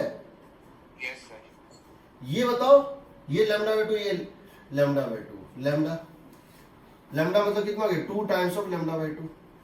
यहां बताओ, लेंथ किसको सेटिस्फाई कर रही है डायग्राम? 3 टाइम्स ऑफ λ/2 कर रहा है ना। जनरलाइज कर दो, जनरलाइज कर दो, जनरलाइज कर दो। Length is n times of λ/2। अब चाहो तो लेंथ होना चाहिए λ/2 का मल्टीपल। इसका मतलब है, इसको लिख सकते हो लैम्डा और एल के टर्म में, ठीक है। नहीं तो जनरली क्या होता है, वेलोसिटी और फ्रीक्वेंसी के टर्म में। ये कितना हो गया? v/2l। कितना हो गया? v/2l। v/2, 2 को बाहर निकाल दो, n/2। लैम्डा होता है v बाय फ्रीक्वेंसी ना, वेलोसिटी बाय फ्रीक्वेंसी। इसका मतलब हो गया फ्रीक्वेंसी क्या हो गया? n टाइम्स ऑफ v/2l हो गया ना। Frequency should be multiple of v/2l, frequency should be multiple. ये हो गया डायग्रामेटिक मेथड।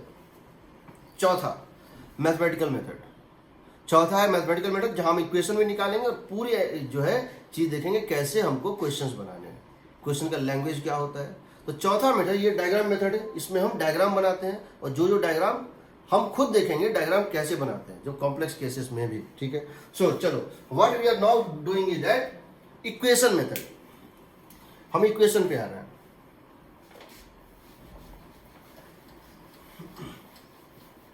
अब होता क्या है, मैकेनिज्म क्या होता है इसको क्रिएट करने का,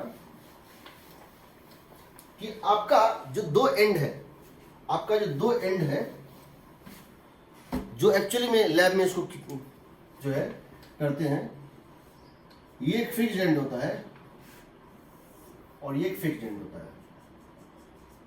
आप यहां पर एक सोर्स के थ्रू आप यहां इसको वाइब्रेट कर रहे हैं, आप इसको वाइब्रेट कर रहे हैं, तो क्या बताए थे, ये 2 बार रिफ्लेक्ट करके आएगा और हर 2 बार से आएगा रिफ्लेक्ट करके एक एक करके 2-2 बार जो वेव यहां पर आएगा उसके ऊपर एक वेव तुम चढ़ाते जा रहे हो, तो उसका एम्पलीट्यूड क्या होगा, बढ़ते जाएगा। बढ़ते जाएगा तो क्या होगा, कुछ टाइम के बाद 2 वेव क्रिएट हो जाएंगे, तुम हर वेव का एम्पलीट्यूड बढ़ाते जा रहे हो, तो कुछ देर बाद इसके ऊपर 2 वेव क्रिएट हो जाएंगे, इसकी एम्पलीट्यूड बढ़ते जाएगी, A1 से बढ़ के 2A1, 2A1 से 3A1, 3A1 से 4A1, 4A1 से 6A1, 7A1, 8A1, 10A1, 10A1, amplitude इसकी बढ़ती जाएगी। बट एक समय वो होता है जब ये बहुत ज़्यादा इसका एम्पलीट्यूड हो जाता है तो इसका डैम्पिंग शुरू हो जाता है। डैम्पिंग का मतलब है कि ये एनर्जी मीडियम को लूज करना शुरू कर देता है। तो जिस समय कुछ देर तक इसका एम्पलीट्यूड बढ़ता है, जितना एम्पलीट्यूड बढ़ते जाता है उतना सराउंडिंग को लॉस भी बढ़ते जाता है। एक ऐसा टाइम आता है, एक ऐसा एम्पलीट्यूड हो जाता है जो स्टैग्नेंट हो जाता है, सैचुरेशन हो जाता है। उसके बाद जिस रेट से यहाँ पे सोर्स एनर्जी दे रहा है, ये उसी रेट से एनर्जी सराउंडिंग को लूज करता है। यानी कुछ देर के बाद इस ए की वैल्यू एक फिक्स्ड वैल्यू, एक मैक्सिमम वैल्यू अटेन करके कांस्टेंट हो जाता है।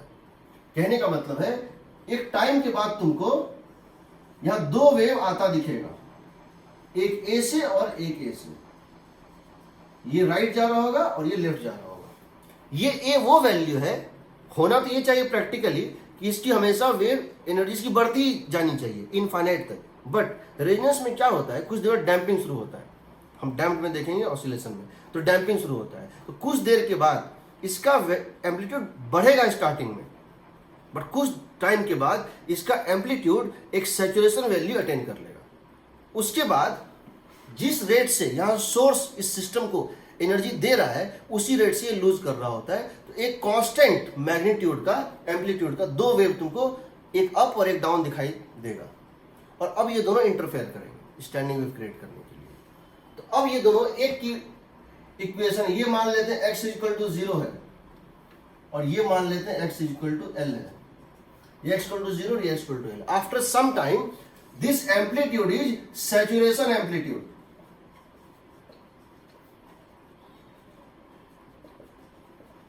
मैकेनिज्म लेकिन वही है, अगर आप उसको कंस्ट्रक्टिव इंटरफेरेंस बार बार नहीं कराएंगे तो ये 2 वेव बनेगा ही नहीं। तो जब बनेगा नहीं तो इंटरफेयर क्या करेगा, 2 अपोजिट डायरेक्शन वेव के इंटरफेरेंस से तुमको स्टैंडिंग वेव मिलना है, तो तुमको क्रिएट तो करना पड़ेगा। और क्रिएशन का तरीका है तुम इस सोर्स पे यहाँ पे एनर्जी देते जाओ, अपने आप रिफ्लेक्शन होगा, वेव बिल्डअप करते जाएगा, कुछ देर बाद दोनों वैल्यू एक सैचुरेशन वैल्यू अटेन कर लेगा।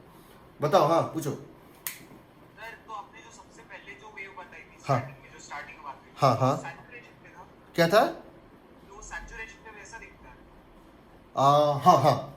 हाँ सैचुरेशन पे दिखता है, करेक्ट। वो जो तुम्हारा फाइनल हम बताएंगे वो सैचुरेशन, मतलब अगर तुम स्टैंडिंग वेव प्रैक्टिकली क्रिएट कर रहे हो और तुम यहाँ पे एक धागा ले लियो, एक रस्सी है, और यहाँ तुम सोर्स को फ्लक्चुएट करा रहे हो ट्रेनिंग फॉर को, तो तुमको हो सकता है 1 या 2 मिनट वेट करना पड़ेगा। जब वो स्टैंडिंग वेव सेटअप होगा तब तक वो कुछ अजीब सा होगा, कोई बड़ा कोई छोटा, कोई स्टैंडिंग वेव को क्रिएट करने में थोड़ा टाइम लगेगा, सडनली नहीं होगा। हो सकता है 1, 2 सेकंड, 3 सेकंड, 5 सेकंड लग जाए। उसके बाद जब सैचुरेशन वैल्यू आएगा तब तुमको एक अच्छा सा स्टैंडिंग वेव दिखेगा। ठीक है,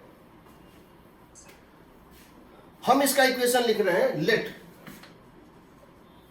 y1 इज इक्वल टू, जो राइट तरफ जा रहा है, a sine kx minus omega t, और y2 is equal to a sign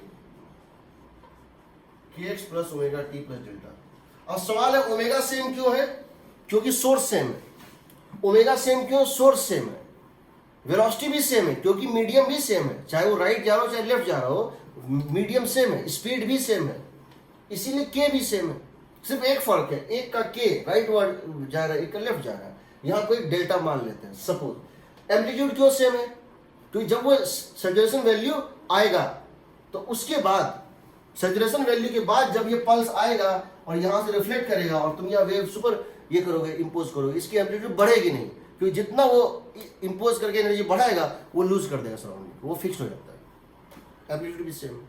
हम देखेंगे अगर एम्पलीट्यूड सेम नहीं होगा तो क्या होगा। अभी एम्पलीट्यूड सेम है। अब क्या करेंगे हम कह रहे हैं अब इन दोनों को इंटरफेयर करा देते हैं। तो y इज इक्वल टू हो जाएगा y1 plus y2, that would become equal to 2a sin kx plus delta y2 cos ही ना, हाँ, omega t plus delta y2।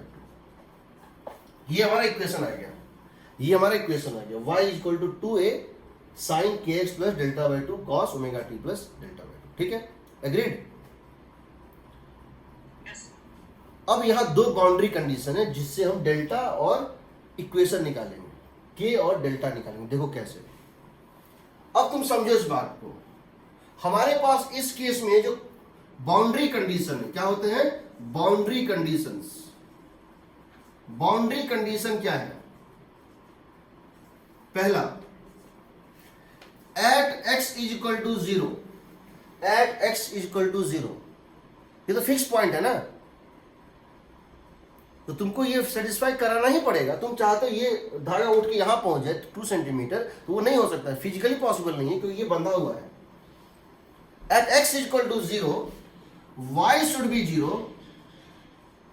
y should be 0 at all time, at all times. सही है, हर time पे, किसी भी टाइम पर, time कुछ भी हो, टाइम की वैल्यू कुछ भी हो, कॉस ये टर्म 1/2 हो या -1/2 हो या 1 हो या -1 हो या √3/2 हो, y की वैल्यू 0 हमेशा होनी चाहिए। इसका मतलब ये 0 होनी चाहिए, इसका मतलब ये 0 होना चाहिए। ये कोई भी वैल्यू ले ले और इन दोनों का मल्टीप्लिकेशन 0 है हमेशा, यानी यही 0 होना चाहिए। इसको 0 कर दो, तो इसको क्या लिखोगे? तो क्या लिख दोगे? Therefore sin k into 0 plus λ/2 should equal to 0। और यही टर्म 0 है तो टाइम कुछ भी हो क्या फर्क पड़ता है? तो यहां से आ जाएगा sin डेल्टा/2 इज 0। तो डेल्टा/2 कितना आ जाएगा बताओ? 0 या पाई, 0 या पाई कोई फर्क नहीं पड़ता, 0 या पाई। तो डेल्टा कितना हो गया? 0। और यहां पाई लेते तो डेल्टा होता 2 पाई, तो 2 पाई और 0 में कोई फर्क नहीं होता, तो डेल्टा 0 आएगा। तो यहां पर डेल्टा क्या आना चाहिए? 0 आ गया। यानी कि इक्वेशन क्या बन गया? y is equal to 2a sin kx cos omega t. सही है। दूसरा, अब यहां देखो, at x is equal to l, at x is equal to l, ये पॉइंट तो फिक्स्ड है ना। At x equal to l, again this term should be 0। At x equal to L, y 0 at all time, y 0 at all time। इसका मतलब है कि sine of KL should be 0। सही है। कोई भी टाइम ले लो, ये 0, यानी कि साइन ऑफ k इंटू इस कोऑर्डिनेट पे यही वैल्यू 0 है, इससे इसके जो है वेरी करने से कोई फर्क ही नहीं पड़ेगा। साइन KL 0 मतलब KL कितना हो गया? n pi. Yes sir. तो L तो K कितना हो गया? n पाई बाय K, या K इक्वल हो गया, देखो K इक्वल हो गया n पाई बाय L। यानी तुम्हारा इक्वेशन क्या आ गया बताओ? तुम्हारा इक्वेशन आ गया y is equal to 2a sine n pi, हम K को डाल रहे हैं यहाँ K को डाल रहे हैं, n pi by L into x cos omega t. सही है। Yes sir.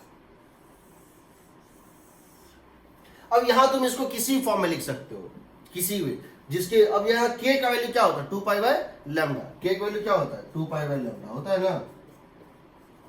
Yes sir. ये और ये कट गया, l कितना आ गया? n times of λ/2। l कितना आ गया बताओ? l टाइम्स ऑफ, l की वैल्यू आ गई n टाइम्स ऑफ λ/2। तुम लैम्डा को क्या लिख सकते हो? Velocity by frequency. तो फ्रीक्वेंसी क्या हो जाएगा? फ्रीक्वेंसी क्या हो जाएगा? n टाइम्स ऑफ v/12 होगा। अब मैं इसको समराइज कर रहा हूं और क्वेश्चन कैसे बनाना वो बता रहा हूं, ठीक है। अब मैं इसको समराइज कर रहा हूँ और क्वेश्चन कैसे बताना वो बता रहा हूँ। पहला केस हमारा string fixed at both and, यही इक्वेशन एज इट इज फिर से मैं रिपीट करूंगा ओपन ऑर्गन पाइप में। याद करना कैसे है, तरीका क्या है, इसको समझ लो, कोई दिक्कत नहीं होता, ठीक है। सो हम क्या कर रहे हैं समझो, हम ले रहे हैं string fixed at both ends. हम यही डेरिवेशन दोबारा करेंगे ताकि तुम्हारा रिवीजन हो जाए उसमें। String fixed at one and, सिर्फ वन एंड पे अगर फिक्स होता है तो। अब देखिए, अगर आपका स्ट्रिंग दोनों एंड पे फिक्स है, यानी दोनों एंड एक जैसा है, कहने का मतलब मैं इसको जनरलाइज करूं तो दोनों एंड एक जैसा है। अगर मैं इसको जनरलाइज करूं तो मैं ये कहूंगा कि दोनों एंड अगर एक जैसा है तो क्या होता है, जरा देखो। देखिए, हम कह रहे हैं string fixed at both ends. पहले इसका हम जनरल इक्वेशन लिख रहे हैं। हमको पता है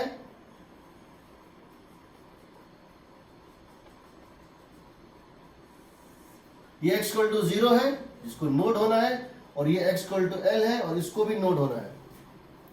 इसके बीच में n लूप्स बन सकते हैं, इसके बीच में कुछ n लूप्स बन सकते हैं इन जनरल।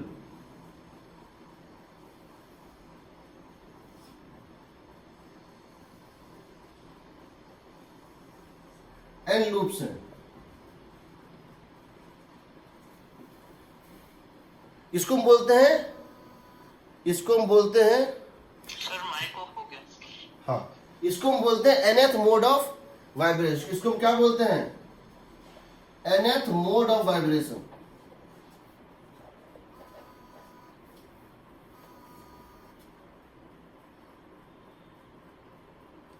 हेलो हेलो, हाँ,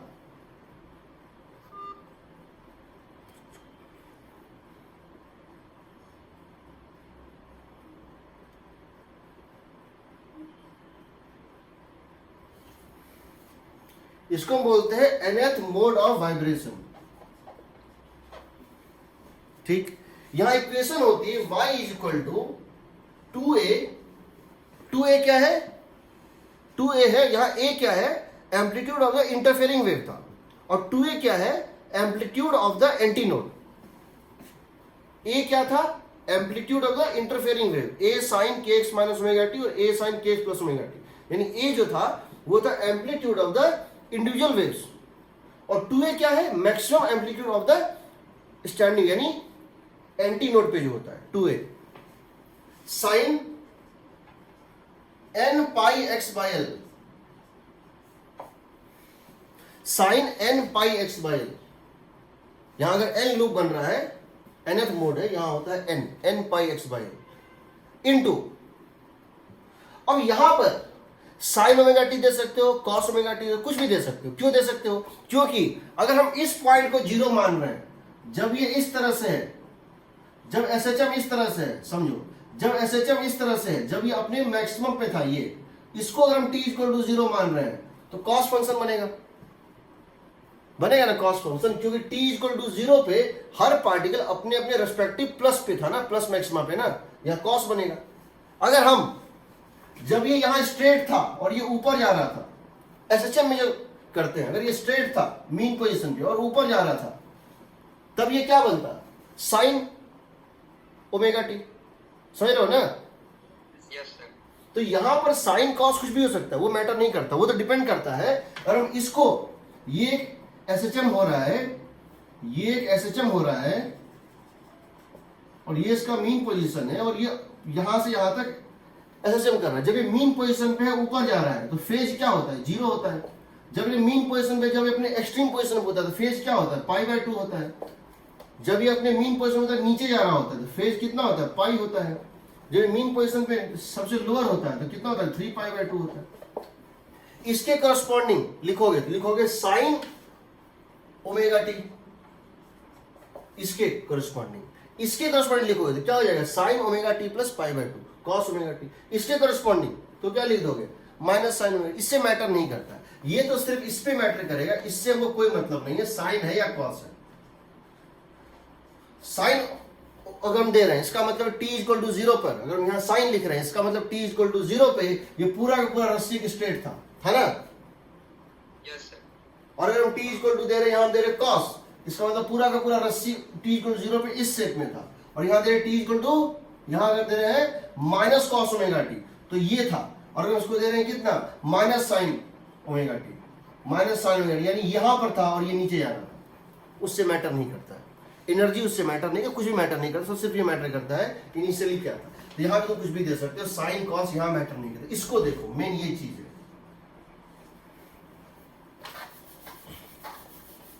अब समझो, अगर n का वैल्यू 1 है, मोस्ट बेसिक, उससे कम नहीं हो सकता, उसको बोलते हैं फंडामेंटल मोड ऑफ वाइब्रेशन। क्या बोलते हैं? अच्छा, यहां तुम ये भी देख रहे हो कि यहां पर तुम्हारा जो k था, यह n पाई बाय l, ये kx ही है ना, sine kx n pi by l, यानी कि तुम इसको लिख सकते हो k को कितना, 2 pi by lambda is n pi by l, pi से पाई कट गया। Length is equal to n times of lambda by 2, length होना चाहिए multiple of lambda by 2, standing wave के लिए length is equal to multiple of lambda by 2। Lambda को लिख दो velocity by frequency, lambda को लिख दो वेलोसिटी बाय फ्रीक्वेंसी, तो फ्रीक्वेंसी क्या आ जाएगा बताओ, n times of v by 12 आएगा ना, n टाइम्स v बाय 12, यानी लिख सकते हो n times of 1 by 12 times of velocity क्या है, मीडियम में वेलोसिटी क्या है, सो बताओ, under root tension by mass per unit length, सही है ना। हाँ सर। हाँ सर। ये जो तुमको दिख रहा है ना फ्रीक्वेंसी, ये किसकी प्रॉपर्टी है, ये किसकी प्रॉपर्टी है, ये सोर्स की प्रॉपर्टी है। जो सोर्स ट्यूनिंग फॉर्क, इसमें स्टैंडिंग वेव यहां पे जो है पल्स क्रिएट कर रहा है, उसकी प्रॉपर्टी है। वेलोसिटी किसकी प्रॉपर्टी है, मीडियम की प्रॉपर्टी है। लेंथ किसकी प्रॉपर्टी है, मीडियम की प्रॉपर्टी है। ये दोनों किसकी प्रॉपर्टी है, मीडियम की प्रॉपर्टी है। कहने को दोनों इंडिपेंडेंट है, सोर्स अलग है और मीडियम अलग है, लेकिन उनके बीच में एक एग्रीमेंट जरूरी है। क्या जरूरी है, मान लो v बाय 12, सोर्स में जो मीडियम में जो स्पीड है, जो तो फिक्स है, मीडियम में स्पीड जो है साउंड की या कोई भी स्पीड, मीडियम में वेव की स्पीड पता है तुमको और मीडियम की लेंथ पता है तुमको। मीडियम में स्पीड डिफाइंड है क्योंकि टेंशन और मास पर यूनिट लेंथ दोनों मीडियम का होता है, रस्सी का होता है। अगर v बाई 12 की वैल्यू मान लो 20 हर्ज है, मान लो v बाई 12 की वैल्यू 20 हर्ज है, वो जो रस्सी है उसमें speed bye 2 times of length of the rope 20 हर्ज है। सोर्स का फर्ज बनता है, सोर्स का फर्ज बनता है या तो ये 20 हर्ज से बजे और ये 20 है, तो सोर्स की फ्रीक्वेंसी मीडियम के इस प्रॉपर्टी का मल्टीपल होना चाहिए। इसका मतलब हुआ अगर ये 20 हर्ज है तो या तो सोर्स 20 हर्ज दे n इक्वल टू 1, या तो सोर्स 40 दे 2 टाइम्स ऑफ 20, या 60 दे या 80 दे। ये काम है सोर्स का। सोर्स अगर इसका मल्टीपल के रूप में अपनी फ्रीक्वेंसी रखेगा तो स्टैंडिंग वेव क्रिएट होगा। अगर सोर्स ने ऐसा नहीं किया, ये 20 हर्ज है और सोर्स ने 30 हर्ज दे दिया, तो क्या होगा, स्टैंडिंग वेव क्रिएट नहीं होगा। वेव तो क्रिएट होगा बट वो एक फिक्स्ड पैटर्न नहीं होगा, चेंज करेगा। कभी एक ही जगह नोट, फिर वहीं पे कुछ देर बाद क्या बन जाएगा, एंटी नोट। तो याद रखना एक चीज, एक डांसर और एक म्यूजिशियन में फर्क क्या होता है। एक आदमी है माइकल जैक्सन है, उसको ब्रेक डांस पता है, माइकल जैक्सन को ब्रेक डांस पता है। वो चाहता है कि तुम उसको वेस्टर्न म्यूजिक दो ताकि वो डांस करे, बट डांस तो उसको म्यूजिक पे ही करना है और ये म्यूजिक देने वाले की मर्जी है। अब वो अगर डांस वेस्टर्न नहीं कोई और देगा तो डांस तो उसी पे करेगा बट अच्छा डांस नहीं करेगा। कहने का मतलब है जब भी स्ट्रिंग वाइब्रेट करेगा, स्ट्रिंग की अपनी एक चाहत होती है, उसकी अपनी कोई फ्रीक्वेंसी नहीं होती है। एक चाहत है पर सोर्स नहीं हो, याद रखना, स्ट्रिंग जब भी वाइब्रेट करेगा सोर्स की फ्रीक्वेंसी से ही करेगा। स्ट्रिंग जब भी वाइब्रेट करेगा सोर्स की फ्रीक्वेंसी से ही करेगा। सोर्स जो फ्रीक्वेंसी देगा वही फ्रीक्वेंसी से स्ट्रिंग भी वाइब्रेट करेगा। ये बात और है कि अगर वो जो सोर्स का फ्रीक्वेंसी मिल रहा है वो अगर इसकी इस प्रॉपर्टी का मल्टीपल है तो बड़ा अच्छा स्टैंडिंग वेव देगा, नहीं तो खराब देगा। तो ऐसा नहीं होगा। मान लो V/12 है 20 हर्ट्ज और ये दे रहा 40 हर्ट्ज, सोर्स की फ्रीक्वेंसी 40 हर्ट्ज। ये दो लूप बना के बहुत अच्छा स्टैंडिंग वेव देगा। बट अगर इसको मैं कर दूं 50 हर्ट्ज, ये 20 और ये 50 है, तो इंटीग्रल मल्टीपल तो है नहीं। तो अभी भी स्ट्रिंग का वाइब्रेशन अगर पूछेंगे, फ्रीक्वेंसी किस फ्रीक्वेंसी से स्ट्रिंग वाइब्रेट कर रहा है, तो 50 हर्ट्ज होगा। String always vibrates with the frequency of the source, but that vibration is standing wave only if this matches, multiple होता है, नहीं तो नहीं होता है। तो ऐसा नहीं होगा वो मना कर देगा या ऐसा नहीं वो क्रिएट कर देगा, नहीं। तो इसका ये फर्ज बनता है कि इसके मल्टीपल के रूप में ही रहे, समझो। इसमें अगर हम मोस्ट फंडामेंटल केस लेंगे तो क्या होगा, तो समझो। तो हम कह सकते हैं mu source is equal to n times of V/12। इसको हम बोलते हैं n times of mu minimum. V/12 क्या बोलते हैं, मिनिमम। इसको बोलते हैं हम V/12 को फंडामेंटल फ्रीक्वेंसी, फंडामेंटल फ्रीक्वेंसी। ठीक, तो सबसे पहला तुम यहां n की वैल्यू 1 लो तो क्या आएगा बताओ। पहला हम केस ले रहे हैं n इक्वल टू 1 ले रहे हैं। If we take n equal to 1, ये इक्वेशन क्या होगा सो बताओ। y equal to 2a sine n को डाल दो 1 pi x by l sine omega t, सही है। अच्छा, l की वैल्यू क्या हो जाएगी, n को डालो 1 लैम्डा बाय 2। फ्रीक्वेंसी क्या हो जाएगी, फ्रीक्वेंसी ऑफ सोर्स कितनी हो जाएगी बताओ, 1 टाइम्स ऑफ V/12। ये मिनिमम फ्रीक्वेंसी है सोर्स का, this is the minimum frequency of source that can create standing waves, correct. इसको हम बोलते हैं फंडामेंटल फ्रीक्वेंसी। क्या बोलते हैं इसको, फंडामेंटल फ्रीक्वेंसी। ये किसकी प्रॉपर्टी है, वेलोसिटी किसकी, मीडियम की। लेंथ किसकी, वेलोसिटी किस में, मीडियम में। लेंथ किस में, लेंथ किसकी, मीडियम। ये मीडियम प्रॉपर्टी होती है। और यहां ग्राफ कैसा बनेगा, क्योंकि तुम्हारा लेंथ लैम्डा बाय 2 है तो ऐसा होगा, पहले इस तरह होगा, फिर इस तरह बनेगा, फिर इस तरह बनेगा, फिर इस तरह बनेगा, फिर इस तरह बनेगा। ये होगा तुम्हारा शेप। कितने नोड बनेंगे इसमें, 2 नोड, एक एंटी नोड, ठीक। दूसरा, इसके बाद नेक्स्ट पॉसिबिलिटी क्या है, अच्छा यहां तुम चेक कर सकते हो। तुम जानना चाहते हो ये कहां कहां जीरो होगा, तुम जानना चाहते हो ये कहां कहां जीरो होगा, तो बताओ pi x by L, sine pi x by L को जीरो करो। तुम जानना चाहते हो लोकेशंस ऑफ नोड, तुम इस इक्वेशन को देख के बताना चाहते हो नोड कहां कहां है। तुम इस इक्वेशन को देख के बताना चाहते हो नोड कहां कहां है, तो बताओ कहां कहां होगा। Sine pi x by L zero, node कहां कहां होंगे, जहां sine pi x by L zero होगा। यानी कि पाई एक्स बाय एल किसके इक्वल हो जाएगा, एन पाई के होगा ना। पाई से पाई कट गया, एक्स किसके इक्वल हो जाएगा बताओ, एन टाइम्स ऑफ एल।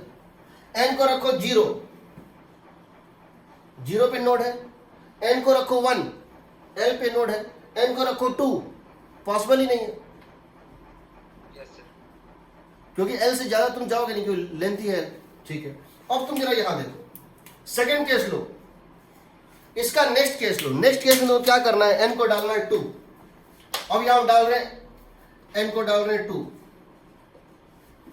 तो y इक्वल टू कितना होगा बताओ, 2a sine 2 pi x by L sine omega t. Agreed. Length यहां डाल दो, एन की value 2, length is equal to lambda by 2, 2 times of lambda by 2, lambda. इसको डालो, what is mu source, 2 times of v by 12, यानी 2 times of fundamental frequency. Mu minimum का 2 times है, v by 12 का क्या है, 2 टाइम्स है, v बाय 12 को का 2 टाइम्स है, फंडामेंटल फ्रीक्वेंसी का 2 टाइम्स है। ठीक, अब समझो, और इसका डायग्राम कैसा होगा, इस तरह से क्यों होगा, लेंथ कितनी है, लैम्डा है, एक नोड एक नोड एक node, anti node anti node. अब ये बताओ, इसको हम बोलते हैं, इसका 2 वर्ड यूज करते हैं, हार्मोनिक और ओवरटोन। क्या होता है समझो, मल्टीपल ऑफ फंडामेंटल को बोलते हैं हार्मोनिक। हार्मोनिक का मतलब होता है दिस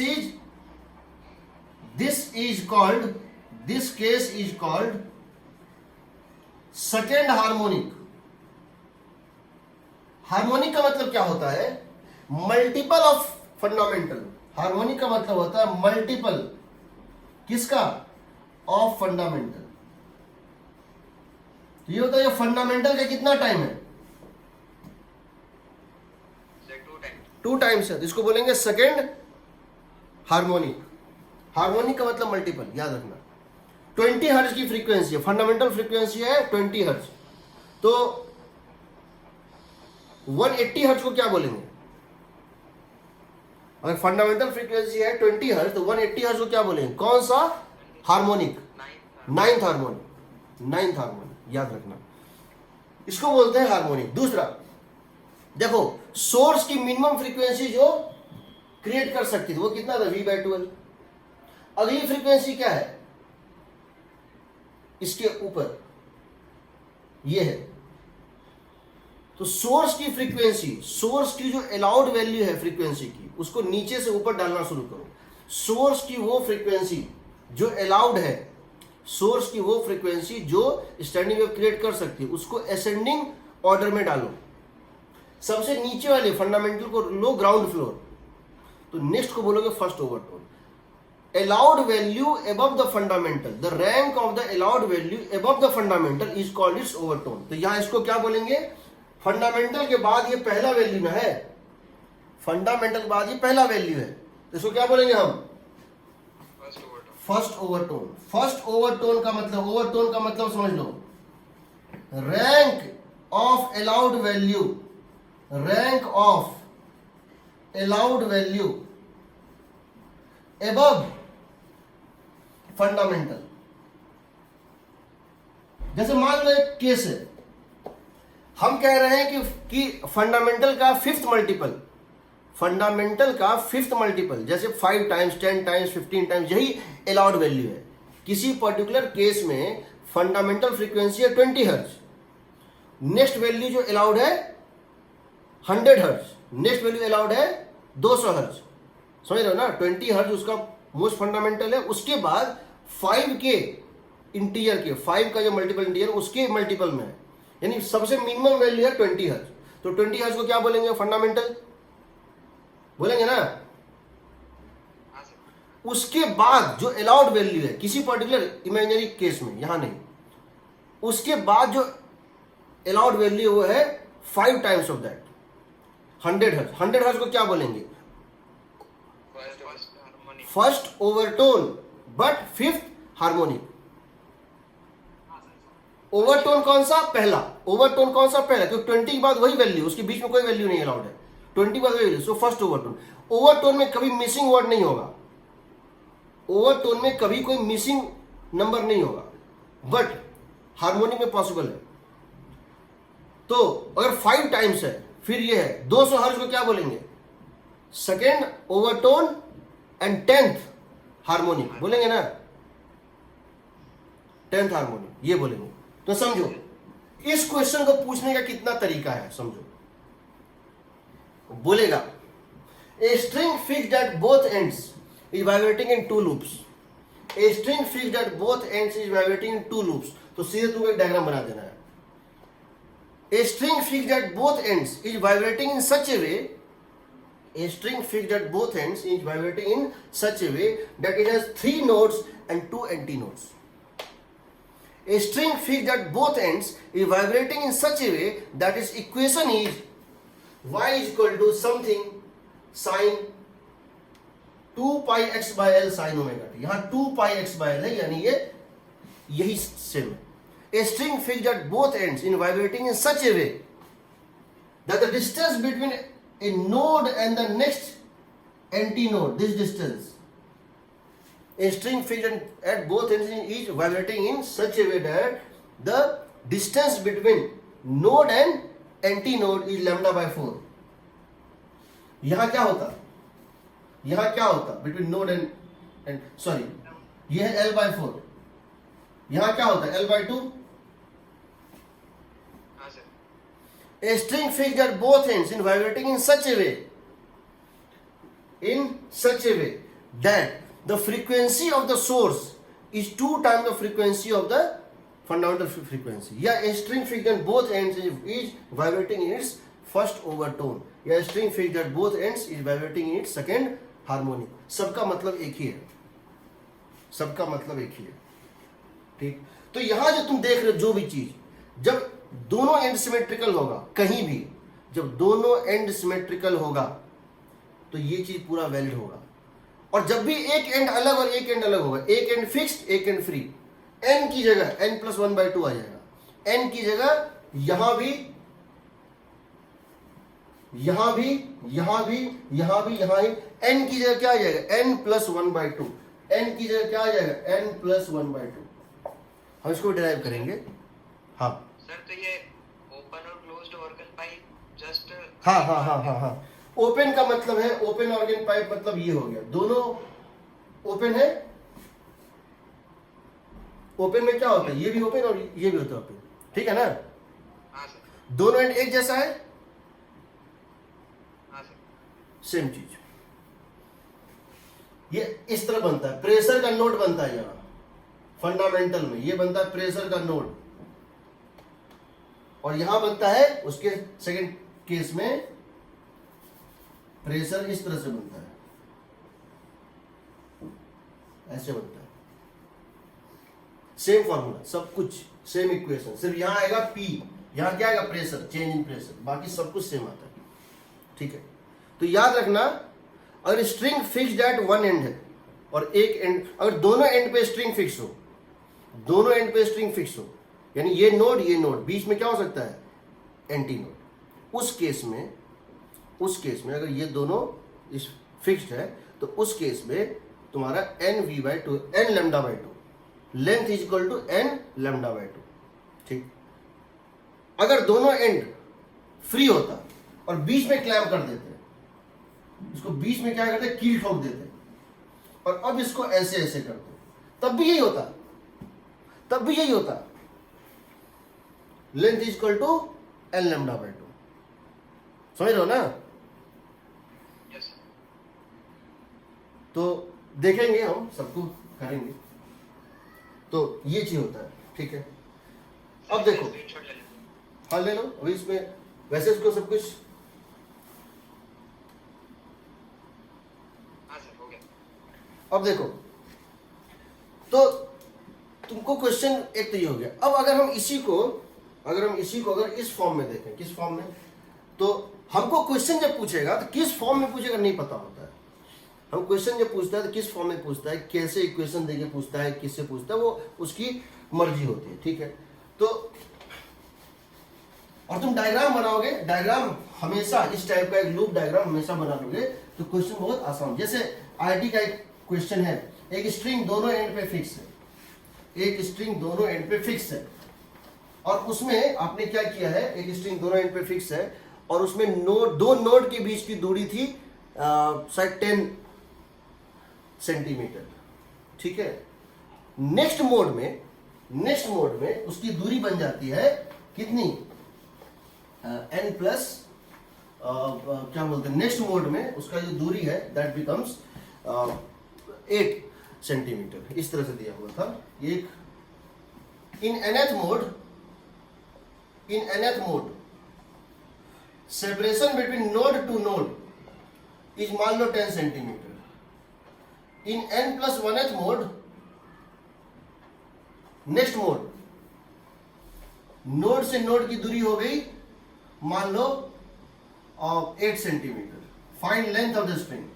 तो क्या करोगे, लेंथ इस तरह था, इसको इस तरह से बना दो। मान लीजिए एल लूप में घूम रहा है, तो यहां से यहां तक की दूरी कितनी होगी? अगर ये एल लूप्स में घूम रहा है तो यहां से यहां तक दूरी कितनी होगी? L/N। हाँ सर। और अगर इसमें एक लूप इंक्रीज कर दो, n+1th मोड कर दो, तो अब ये दूरी कितनी है नोड से नोड? L/n+1। ये दिया हुआ है कितना? 10, ये दिया हुआ है 8। L निकालना है, जो भी है सॉल्व वॉल्व कर, ये सब क्वेश्चंस है। क्वेश्चंस फिर क्या है, अब तुम देखो, जो फंडामेंटल फ्रीक्वेंसी होता है इससे बहुत सारे क्वेश्चंस पूछे गए हैं। Fundamental frequency of a string fixed at both and, ये होता है V/12। तुम V को लिख सकते हो 1/12, तो ये हो गया। V को लिख सकते हो √ tension by mass per unit length. तुम चाहो इसको लिख सकते हो 1/12 टेंशन बाय, इसको ये भी लिख सकते हो πr² एरिया इंटू डेंसिटी, यही था ना? ठीक है ना? मास बाय लेंथ, सो मास हो गया density into volume by length, तो वॉल्यूम बाय लेंथ हो जाएगा एरिया इंटू। तो अब इसमें क्वेश्चंस पूछता है कि फलना ठिकाना करना। अब सोचो ये कितने नंबर ऑफ लूप बनेगा? ये क्या है? इसको बोलते हैं फंडामेंटल फ्रीक्वेंसी। क्या बोलते हैं? Fundamental frequency. तुम्हारा फ्रीक्वेंसी ऑफ सोर्स अगर n times of fundamental frequency, जहां n क्या होना चाहिए? इंटीजर होना चाहिए। और तुम्हारी frequency of the source n times of fundamental frequency है, इसका मतलब ये n लूप्स में वाइब्रेट करेगा। इसका मतलब है कि ये n लूप्स में जो है वाइब्रेट करेगा।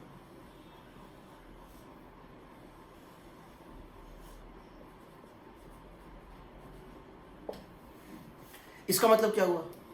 मान लो इसकी वैल्यू है,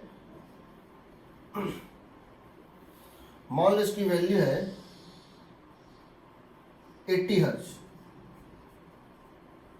और इसकी वैल्यू है √f/μ है, मान लेते हैं 1/12 √f/μ। मान लो इसकी वैल्यू है 16 हर्ट्ज। कितने लूप में कर रहा है? कितने लूप में कर रहा है बताओ? ये 16 हर्ट्ज है और ये 80 है। 5 लूप्स में कर रहा है। 5 लूप्स में कर रहा है ना? 5 लूप्स है ना? अब मैं क्या करता हूं, मैं टेंशन को बढ़ा देता हूं। मैं टेंशन को बढ़ा देता हूं, किसी मैकेनिज्म से टेंशन बढ़ा देता हूं। Now if tension now tension is increased, मैं टेंशन को बढ़ा देता हूं ताकि नया फंडामेंटल फ्रीक्वेंसी कितना हो जाए? 20 हर्ट्ज। अब कितने लूप में करेगा? 4 में। अब 4 लूप बन जाएगा। अब 4 लूप बन जाएगा। तो टेंशन को बढ़ाने से जो ये मैच, ये और मैं इसको कर देता 18 हर्ट्ज, तो स्टैंडिंग वेव खत्म हो जाता। सस्टेन स्टैंडिंग वेव नहीं आएगा। तो जब तुम्हारा वेव रिफ्लेक्शन करके आ रहा है, जो गुजर गया, तब तुम नया वेव दे रहे हो। तो कहीं वो मिल रहा है, कहीं नहीं मिल रहा है, एकदम वो एक जिगजैग टाइप का बन जाएगा। तो याद रखना ये होता है। अब इसमें तुमसे क्वेश्चन पूछा गया, एससी और मैं बता देता हूं इस वेव्स ऑन स्ट्रिंग का। लास्ट क्वेश्चन छोड़ दो, एक क्वेश्चन, लास्ट क्वेश्चन, उसके अलावा सारे question string fixed at both and के हैं। उसमें क्या होता है, जैसे क्वेश्चन इस टाइप से पूछा है, ये तो आईटी ने पूछा है और उसमें भी है। हमने यहां एक धागा हैंग कर दिया, ये एक रॉड है, यहां भी धागा कर दिया है, और इसके सेंटर से नहीं, सेंटर के राइट में मैंने एक मास हैंग कर दिया।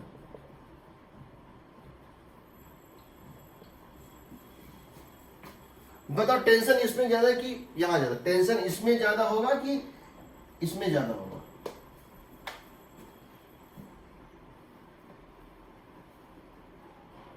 इसमें ज्यादा होगा, हाँ सर, राइट वाले। राइट वाले में ज्यादा होगा, होगा ना? मान लो इसमें टेंशन आ गया एफ, इसमें हो गया 4F, हो सकता है? Yes sir. इसमें मास पर यूनिट दोनों का सेम है, दोनों का मास पर यूनिट, यानी कि इसमें वेलोसिटी कितनी है v, इसमें कितनी है 2v है। हाँ सर। हाँ। तो फंडामेंटल फ्रीक्वेंसी इसकी है म्यू नॉट, तो इसकी है 2 म्यू नॉट, सही है ना? हाँ सर। अब मेरे को 2 म्यू नॉट की फ्रीक्वेंसी दो, मैं एक सोर्स को लाऊं और उस सोर्स की फ्रीक्वेंसी, इस सोर्स की फ्रीक्वेंसी ट्यूनिंग फॉर्म की 2 म्यू नॉट है, और इसकी आवाज में दोनों स्ट्रिंग जो है वाइब्रेट कर रहे हैं, तो क्या ये दो लूप में घूमेगा और क्या ये एक ही लूप में घूमेगा? हाँ सर। क्योंकि ये जो फ्रीक्वेंसी सोर्स की है वो इसके, जब इस सोर्स की फ्रीक्वेंसी को इसके फंडामेंटल में डिवाइड करोगे तो 1 आ रहा है, और इसके फ्रीक्वेंसी को, सोर्स की फ्रीक्वेंसी इसके फंडामेंटल डिवाइड करो 2 आ रहा है। तो क्वेश्चन पूछता है कि इसको कहां हैंग करें कि ये एक लूप में वाइब्रेट करे, ये दो लूप में करे।